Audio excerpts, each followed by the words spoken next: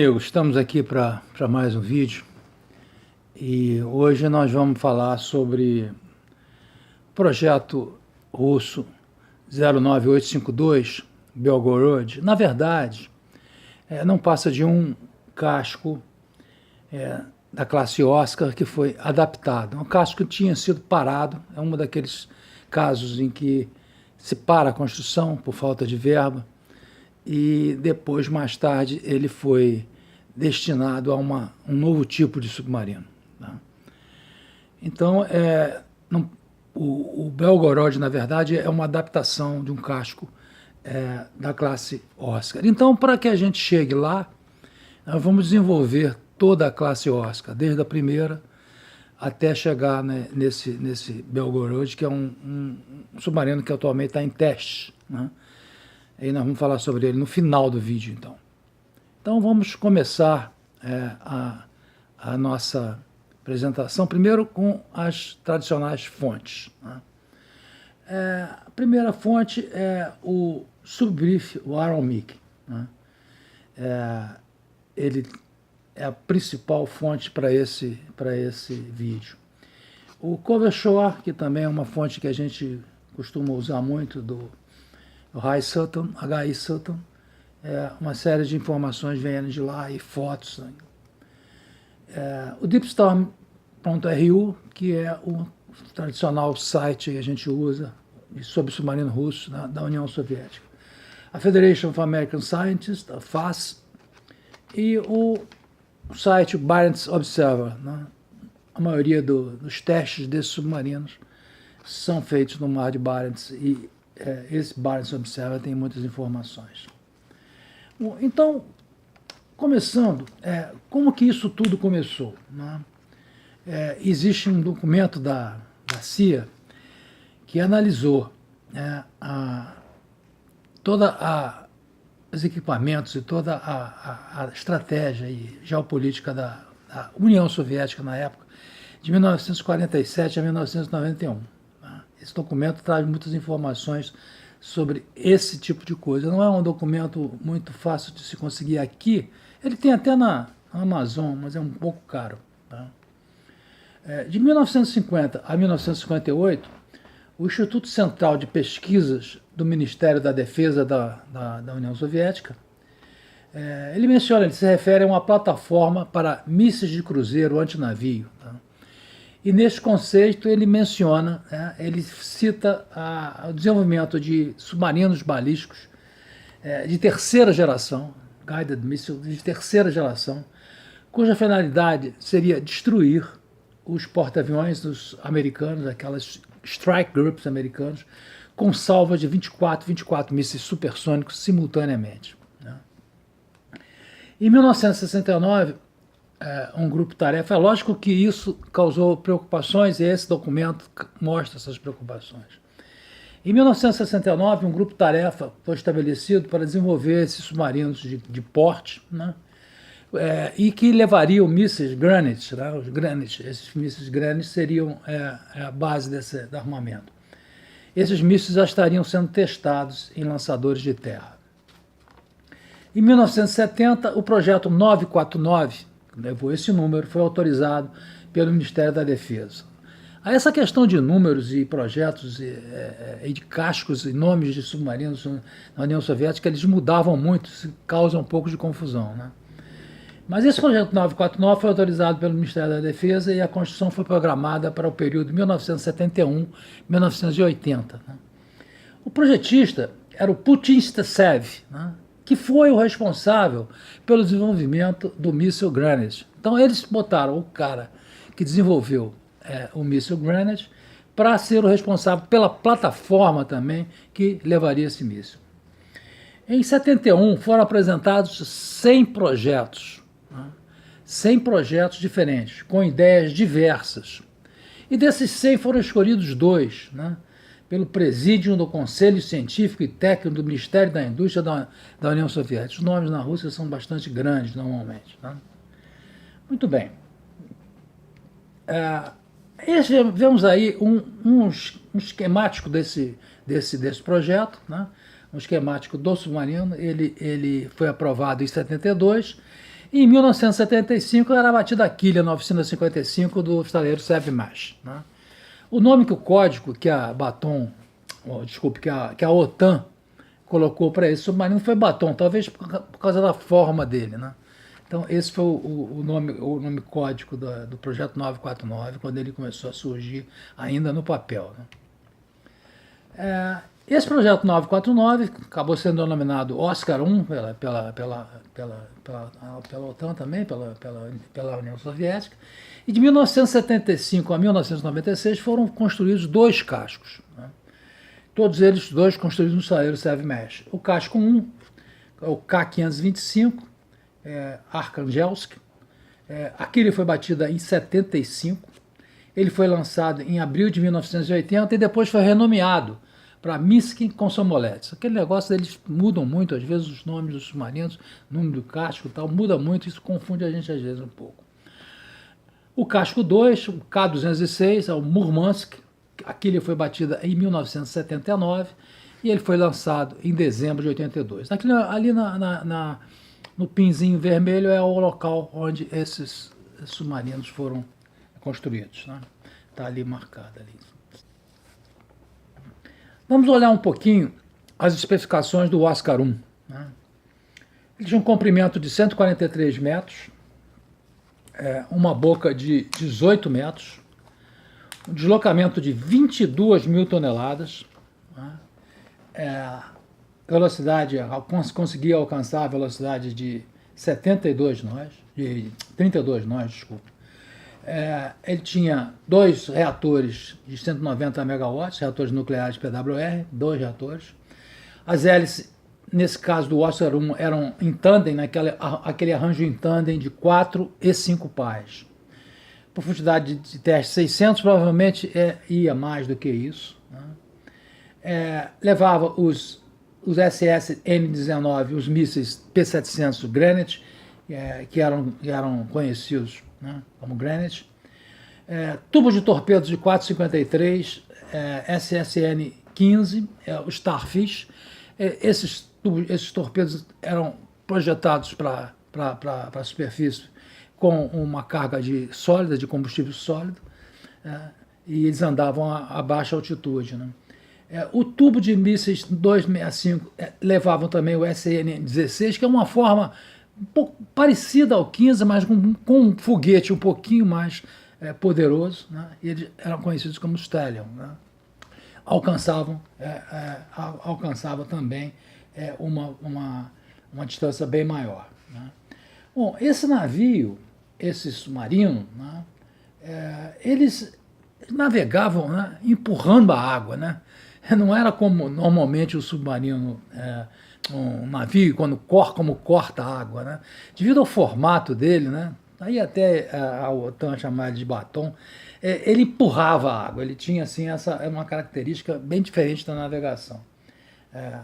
Cascos diferentes tiveram configurações diferentes de hélices, né? Uma coisa interessante também é que nós vamos falar mais tarde sobre a manobrabilidade desse tipo de submarino, né? A construção em casco duplo, né? O aço AK-33, que era denominado Prometeu, né? Desenvolvido pelo Instituto Central de Pesquisa da União Soviética. Uma espessura bem grossa, bem poderosa, né? 68 milímetros, né? 2,5 polegadas, né? 10 compartimentos internos com estanques. A vela, o leme e o topside, a parte superior, né? Ele era reforçada para a penetração mais fácil no gelo. Não que eles disparassem mísseis sob o gelo, não, né? Mas eles tinham aquele reforço para poderem furar a camada de gelo, né? Estavam preparados para o gelo, né? Falar um pouquinho sobre o Granite, esse AK-45 ou SSN-19, N-19, né? Muito bem. Eles eram lançados num ângulo de 45 graus. Os tubos eram alagados antes do lançamento. O lançamento era, obviamente, lançamento submerso. Eles tinham um alcance de 550 metros. esse projeto é um projeto bastante interessante e extremamente avançado para a época, né? Porque, na verdade, eles eram lançados em salvas, né? E os mísseis sabiam quantos tinham sido lançados. Eles se comunicavam entre si, havia um sistema de comunicação que os mísseis se conheciam, né? Era um missile-to-missile communication, né? Um míssil era destacado para ir a uma rota mais alta, né? Esse que ia numa rota mais alta, isso tudo automático, né? São mísseis supersônicos, ele era o observador, né? Ele identificava os tipos de navios, os tipos de alvos, os navios, os alvos pequenos e os alvos maiores, né? E ele era capaz, né, de fazer a destinação.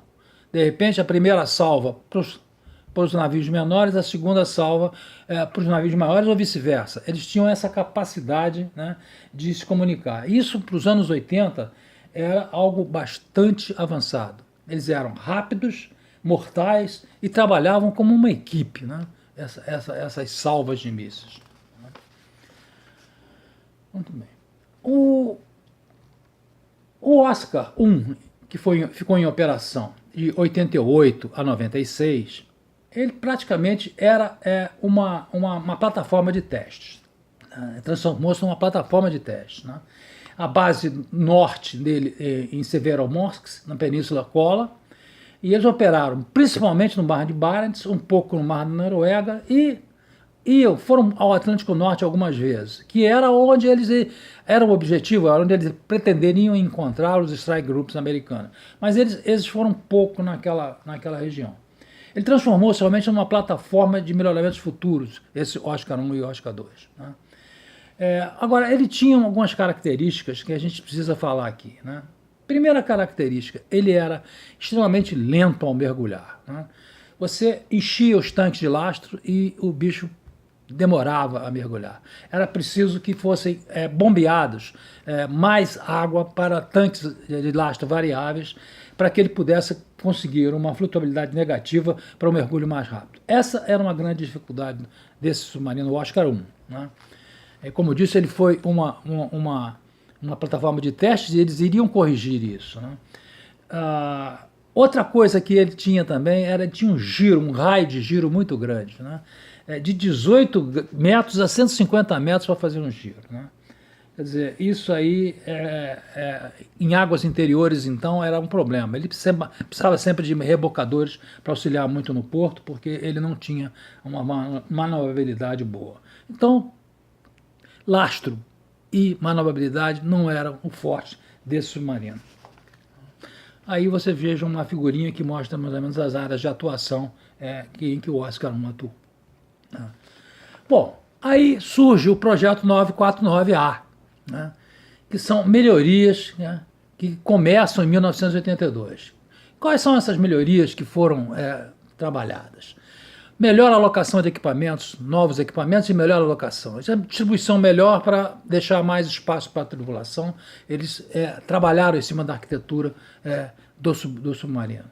Tanques de lastro. Eles redesenharam os tanques de lastro porque aquele submarino tinha uma dificuldade muito grande no mergulho, né? Novos silenciadores, novos equipamentos para silenciar, para tornar o submarino mais silencioso. A hélice de 7 pás, né? Porque ela tem um desempenho melhor, então o 949A, o Oscar II, já vem com hélice de 7 pás. A instalação da cápsula de escape na vela, para os 110 tripulantes. Então, essas melhorias constam do 949A, né, o projeto que vinha já modificando. Então, esse Oscar II, tem aí uma figura do Oscar II, construção entre 1985 e 1999, ele é 11 metros maior, ele tem 154 metros de comprimento, ele já desloca 24 mil toneladas. Foram 11 cascos que foram construídos, 7 na Frota do Norte, 4 na Frota do Pacífico. Ele chega a ser mais silencioso do que o Akula melhorado. Mas tem um detalhe, né? Submarinos russos, eles são silenciosos nos primeiros 18 meses de operação. Isso é quase uma tradição. Depois de 18 meses, eles começam a ficar barulhento. Acho que tem a ver um pouco com o tipo de manutenção que a Rússia executava naquela época, a União Soviética naquela época, com as dificuldades financeiras. Acho que a questão da manutenção fazia esse dado aparecer. Com 18 meses, eles começavam a ficar barulhentos, né? E os americanos já sabiam disso, né? Submarino novo era bem silencioso. Era shallow, era uma sombra. Mas os mais velhos já começavam a fazer barulho. Aí uma lista, né, dos submarinos dessa classe, né? Temos aí os 11 aí listados aí só para manter a referência aí, né? Operações do Oscar II. Tá? Operações do Oscar II. Tá? Eles foram em 1991, o K-133 e o K-442 são movidos para a Frota do Pacífico.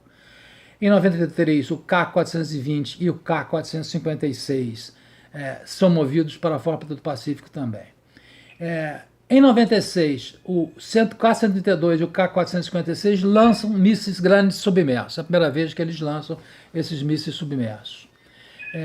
Em 2011, o Oscar II recebe a capacidade de portar também mísseis Onyx e Caliber, os mísseis Caliber antinavios, e o Onyx antinavio e o Caliber também, que é para alvos em terra, né? Em 2013, lançam mísseis grandes submersos. Os exercícios anuais da Frota do Norte continuam até o presente, incluindo disparos reais de armas, testando torpedos, mísseis de cruzeiro, superfície e mísseis antiaéreos.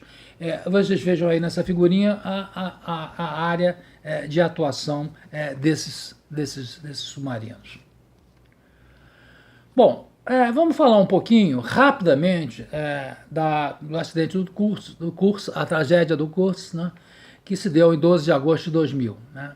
Estava operando na Frota do Norte em um grande jogo de guerra anual, eram mais de 30 navios. Né? São ouvidas duas explosões, quase uma em seguida a outra, quase simultâneas, né? E elas são ouvidas em sonares locais e o SOSUS, aquele sistema americano que é do Atlântico. Há uma primeira explosão menor, né? E logo em seguida uma explosão maior. Né? Se supõe, especula-se que houve uma explosão de um torpedo, na sala de torpedo, de uma arma que depois explodiram as outras armas todas na segunda explosão maior. Tá? Bombas do reator são desligadas e é percebido isso de uma forma metódica que elas foram desligadas, indicando, né, ainda sobreviventes. Né? E também, né, marteladas mecânicas foram ouvidas, indicando também possíveis sobreviventes. A Frota do Norte ela localiza o Kursk e assume uma posição acima dele. Né? Isso tudo se deu no dia 12 de agosto. Né? No dia 13, nenhuma comunicação de sobrevivente e não se ouve mais nenhuma daquelas marteladas que se ouviram no dia anterior.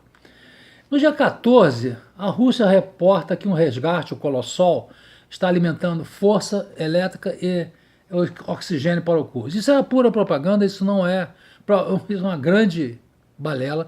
Não aconteceu isso, era propaganda russa na época. Né? Rússia, União Soviética. Em 15 de agosto de 2000, um sino de mergulho tenta ser conectado ao Kursk. São várias tentativas durante 24 horas, mas devido ao estado do mar, eles não conseguem fazer essa conexão do sino de mergulho. Né? E no dia 21 de agosto, o chefe de staff da Frota do Norte, Mikhail Motsak, declara o Kursk como perdido, como naufragado, e toda a tripulação perecido. Né? Isso no dia 21. Né? Recentemente houve a liberação de alguns documentos que mostram algumas outras informações e que mostram que tudo aquilo que foi, muita coisa que foi dito na época não era invenção, tá? Vamos dizer assim, era propaganda para aliviar a questão. Né? Mas existe um documento, o próprio Amik fez um vídeo recente sobre as novas informações sobre a tragédia do Kursk. Quem tiver interesse pode ver lá. Algumas outras ocorrências que foram não muito boas, né, do curso, do Oscar 2. Né? Em 2000 afunda o curso, a gente já falou. Em 2001, o K-119 passa por um período de 2 anos de docagem não programada. O mesmo K-119 teve um reparo de emergência da turbina de bombordo, que parecia que o eixo estava fazendo muito barulho, alguma coisa existia no eixo, fazia muito barulho. Em 2009, esse K-119 doca de novo para restauração técnica e planificação, o que mostra que talvez o K-119 tenha sido o patinho feio dessa série. Né? Sempre numa série tem um pior, e me parece que o K-119 foi o pior dessa série. Em 2013, incêndio no dique, no K-150. Em 2014, incêndio do K-148 após descomissionamento. E em 2015, o K-266, né, incêndio no cais. Né. Esse K-266 foi um dos primeiros a sofrer a modificação para o Oscar melhorado, por Oscar AM, né, foi o primeiro. Projeto 949 AM, né, aquele que a gente falou. Né. Comissionado, esse projeto foi comissionado em 2012 e são modernização dos sistemas para um 949A, para uma classe 949A. Câmara de escape foi incluída para a tripulação. O sistema de propulsão é idêntico praticamente ao 949, ao Oscar 2. É idêntico ao Oscar 2, né? Não há modificações na propulsão. O Onyx antinavio e o Caliber míssil de ataque terrestre são instalados. 28 armas na sala de torpedo, ou seja, tem 28 mísseis na sala de torpedo e torpedos. Né? Várias modernizações de sistemas, desde rádio a controles do navio. Uma melhoria de 30% no resfriamento do reator. Essa melhoria de 30% no resfriamento do reator, ela produz mais vapor. Mas acontece que se você não tem equipamentos, né, para receber esse excesso de vapor, isso não vai adiantar muita coisa, né, em termos de esse vapor a mais. Né? É lógico que é muito bom você ter uma melhoria de 30% no resfriamento. É bom, isso inclusive joga para em cima da segurança. Mas esse vapor a mais que foi produzido, se você for utilizar com as máquinas que eram as mesmas, você pode, a curto prazo, danificá-las. Né? Então, na verdade, esse excesso de vapor não era utilizado. Tá? Mas 30% na melhoria do resfriamento do reator é uma coisa boa. Melhoria adicionais no silêncio, no silenciamento do submarino.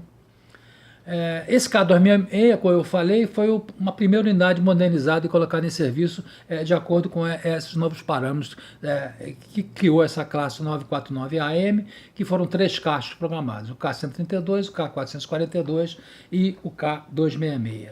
Né? Muito bem. Vamos falar um pouco agora do processo de desenvolvimento, né, do Belgorod, que foi o mote inicial do vídeo. Né? Em 1993, o K-139 é um casco parado que vira o K-329, aquele negócio que eles mudam a classificação, e é o Belgorod. Né? Em 97, a construção é desativada, estava com 75% de prontificação. Em 2000 é aprovada a modificação para ele ir para a classe 949 AM, mas não havia os recursos necessários, que eram 100 milhões de rublos. Né? Em 2004, o casco está montado sem equipamentos. Né? Em 2006, aventadas outras soluções. Possível leasing para a Índia. A Índia financiaria o final da construção e seria feito um leasing para a Índia. Em 2009, a construção está congelada, né? Está lá parado aquele navio. Bom, em 2012, em fevereiro de 2012, é decidido que o casco seria um submarino polivalente, a classe 949 AM, para tarefas especiais. Né? Em dezembro de 2012, ele é realocado sob o número do projeto 09852. Né? E em abril de 2019, com a presença do Putin, foi lançado e informado que ele seria a plataforma dos drones submarinos e do Poseidon. Né? Então, essa aparece aí, então, a finalidade do multipropósito desse submarino Oscar modificado. Então temos aí o K-229, o Belgorod, nessa figurinha aparece aí embaixo ele com o drone, né, o submarino que ele levaria embaixo para fazer mergulhos a alta profundidade. Em 2012 foi acertado que um casco K-139 de um inacabado SGN, como a gente já falou, o Oscar II seria convertido em um submarino que assumiria missões especiais. Ele seria tripulado pela Marinha Russa, mas operado sob a orientação do GUGI, que é uma organização cheia de segredos, né? É o Diretório Principal para a Pesquisa do Mar. E ele visaria cumprir missões especiais, né? Portaria um drone submarino para mergulhos profundos, para grandes cargas, e a arma denominada Poseidon, né? O torpedo estratégico nuclear, né? Essa arma que os russos desenvolveram e que se espera que nunca seja utilizada, né? Então, em 23 de abril de 2019, em uma cerimônia na cidade ártica de Severodinsk, a Rússia lançou seu mais recente e maior submarino de missão especial, o Belgorod, né? Medidas foram tomadas para controlar as imagens veiculadas na mídia, que mostravam apenas a seção traseira do submarino. No mesmo dia, um satélite comercial passou a oeste da cidade, capturando uma imagem através das portas raramente abertas do saguão de construção, né? A cobertura de lona em seus propulsores, os hélices, eram visíveis dentro do hangar, assim como a doca flutuante que está alinhada ao lado de fora para recebê-lo, né? O comprimento desse submarino era de 178 metros, um comprimento maior ainda. A boca é diminuída, essa boca de 15 metros é uma boca menor do que a boca do Oscar. Deslocamento na superfície 14 mil toneladas, deslocamento submerso 24 mil toneladas, estima-se até 30 mil. Propulsão e outros dados comuns ao Oscar II, armamento 6 torpedos Poseidon nucleares e 6 tubos de torpedos de 533 milímetros. A configuração exata, né, dos 6 tubos de Poseidon não é muito clara, né? Possivelmente estão em um lançador rotativo para minimizar o número e tamanho das portas de lançamento e para facilitar o carregamento das armas, né? No entanto, ele também pode estar em linha, caso em que são possivelmente carregados por cima, né? Bom, então, como vimos, o Belgorod, que está agora em testes, foi uma evolução, foi um aproveitamento de um casco de um submarino Oscar, né? E era isso que eu tinha aqui de dados para passar, para poder chegar ao Belgorod. A gente mostrou o desenvolvimento do submarino Oscar, todo o desenvolvimento dele, né? Eu espero que tenham gostado, espero que tenham atingido o objetivo. Eu estou com uma dificuldade um pouco para falar hoje, estou indo hoje até no dentista, que eu estou com uma nevralgia no lado direito aqui. Então, vocês me perdoem aí, mas hoje eu estou com a articulação na fala meio complicada. Então é isso, muito obrigado àqueles que assistiram e gostaram, marquem aí, que gostaram, clica aí o joinha e espero vocês no próximo vídeo. Muito obrigado e até a próxima.